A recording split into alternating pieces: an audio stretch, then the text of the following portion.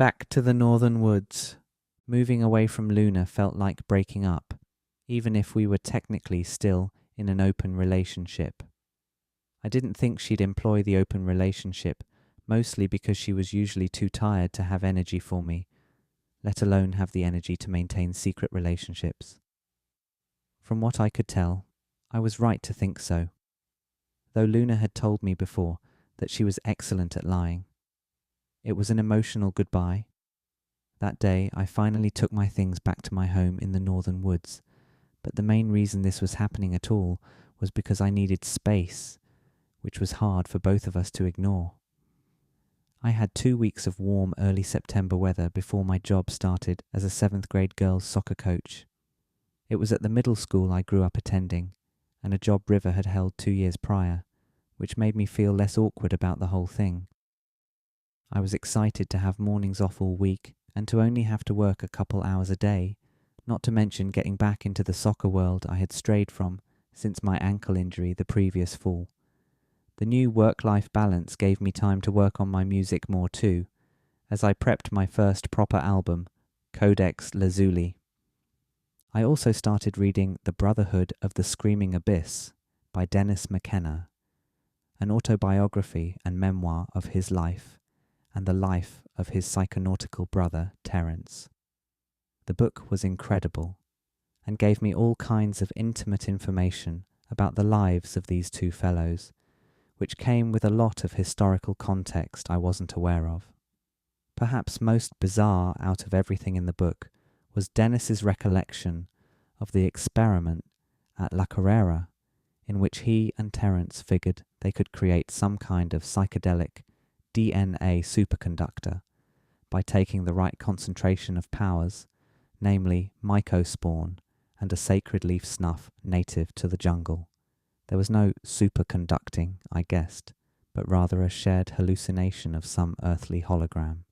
Terence perhaps saw a UFO, or at least hallucinated a floating mandala in the sky.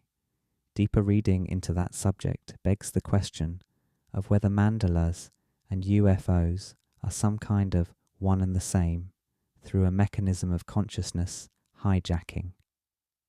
In rough summary, they went through a heroic psychedelic journey in a place foreign to them before the age of rapid connectivity via smart devices, and are thus brave Mycospawn heroes or power justice heroes more broadly.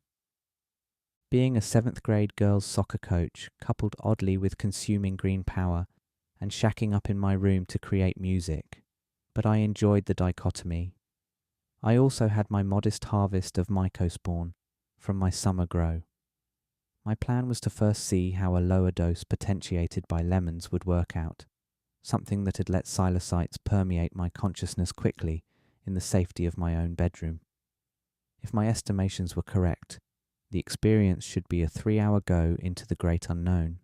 I felt the need to start with a light Mycospawn dosage for my first time with my own harvest, because I needed to have a clean, net positive experience to rekindle my connection to Mycospawn again. The experience with Thomas on Mardi Gras and the hell of a time seeing boogerins had me uncertain of my relationship with Mycospawn, so starting low and slow seemed as good an idea as any. One day, the girls didn't have practice for some reason, and I carried out my Mycospawn plan. I prepared a ginger tea with freshly squeezed lemon juice and mixed in powdered Mycospawn as the funky, sickly fumes of psilocytes invaded my nostrils. I went up to my room and sat cross-legged on my bed with a back pillow to prop me up.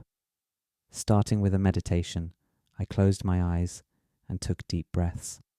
After 10 minutes or so of relaxing and settling into the inner realm, I put on the album The Now Now by Gorillaz, the album I had enjoyed so much on the Gold Coast with Omar just a month before.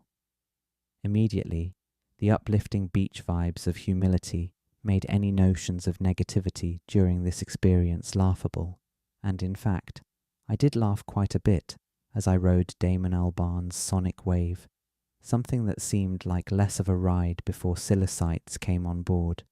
The visions were minor, mere dilations and ripples on the surface area of my wall hangings, but nonetheless commensurate with the emotions that dilated and rippled within.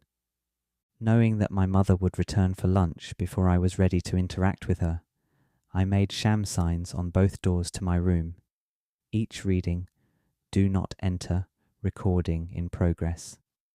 Instead of recording, I rested on my bed, grinning, listening as the downstairs door opened and closed with the force of my high-octane mother. Predictably so, she instantly shouted, "Hi, Steverino," loud enough so that anyone in the whole house would be able to hear.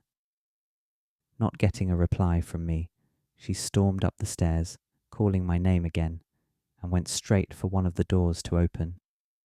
Good thing I locked it, because she tried to barge in and exclaimed, "What?" as she found it locked. Then shortly after seeing my sign, she said, "Oh, sorry," and walked back downstairs. I was all but completely cracking up on my bed, not expecting her to be so aggressive in the face of my defences, but I was a fool to think that way, knowing her true nature. After she departed, I took to my synth and had the most wonderful session of synthesis. After a few hours, my mother returned, and I was more or less back to baseline, however much I was still coasting in the Mycospawnal highways, feeling renewed, reflective, and other words. We decided to go take a walk in the local forested path by the Salmon Falls River, a walk we had taken together many times before, though never grew tired of. As we walked in the forest, I noticed a generous peppering of Amanita muscaria, the yellow kind, amongst other less notable myco friends. It was true fall in the northern woods, and I told my mum about what I had just done, about how psilocytes had seemed to cleanse me of my depression a bit more, and left me in peace. She was happy for me, but still as sceptical as ever, forever returning to her refrain of, "Didn't Mycospawn make you see monsters?" which is nothing I ever said to her. I always understood my mom better after a run with Mycospawn though, because my increased empathy would always reveal the justifications behind her sometimes overbearing motherliness.